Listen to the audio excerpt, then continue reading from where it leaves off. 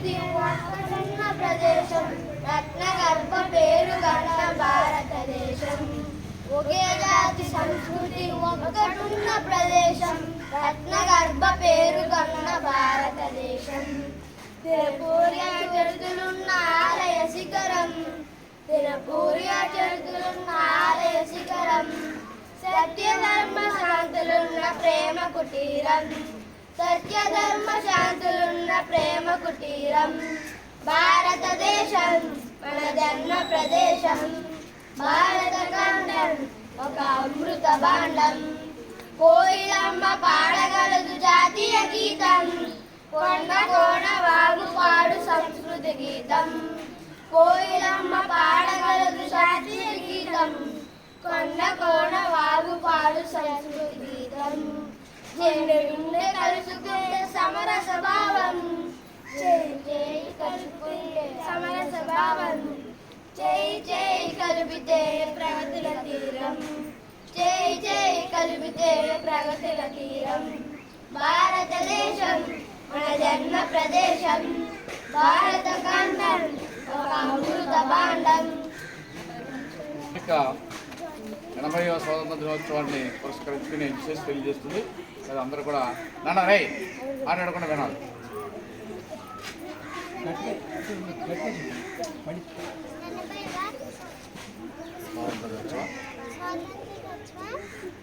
వేడుకలకు విచ్చేసిన గ్రామ పెద్దలకు, తల్లిదండ్రులకు, నా తోటి విద్యార్థులకు స్వాతంత్ర దినోత్సవ శుభాకాంక్షలు. మాట్లాడదు సల్వా. అటెన్షన్ స్టడీ అటెన్షన్ పడదు.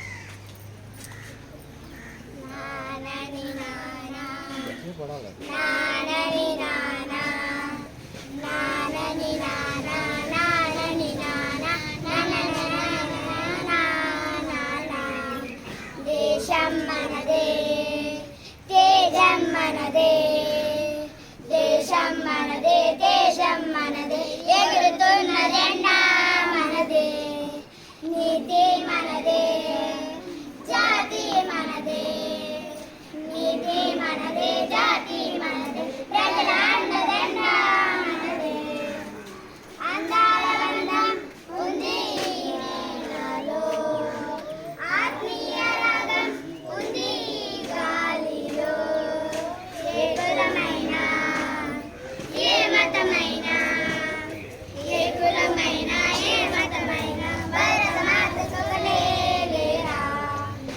రాజులు అయినా, పేదలు అయినా, రాజులు అయినా, పేదలు అయినా, భారత మాత సొగలే లేరా. మాకెన్ని దేశాలున్నా, మాకెన్ని దోషాలున్నా, దేశమంటే రసమౌతం అంతా ఈ వేళ. వందే మాతరం అంతా మందరం, వందే మాతరం ఓ అంతా మందరం. పాఠశాల తరపున ప్రత్యేకమైన ధన్యవాదాలు తెలియజేసుకుంటామని, అలాగే బాలబాలికలందరికీ కూడా నా ఆశీస్సులు. అలాగే మనకి తెలుసు ప్రతి సంవత్సరం మనం జరుపుకునేటువంటి కార్యక్రమం ఇది.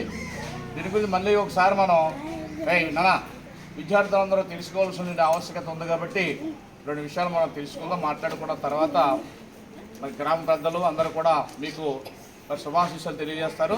మరి మీరు తీసుకోవాల్సిందిగా కోరుతున్నా. మనకి పూర్వం మా భారతదేశాన్ని రాజరిక పరిపాలన ఉండే, రాజులు రాణులు పరిపాలిస్తుండేవారు.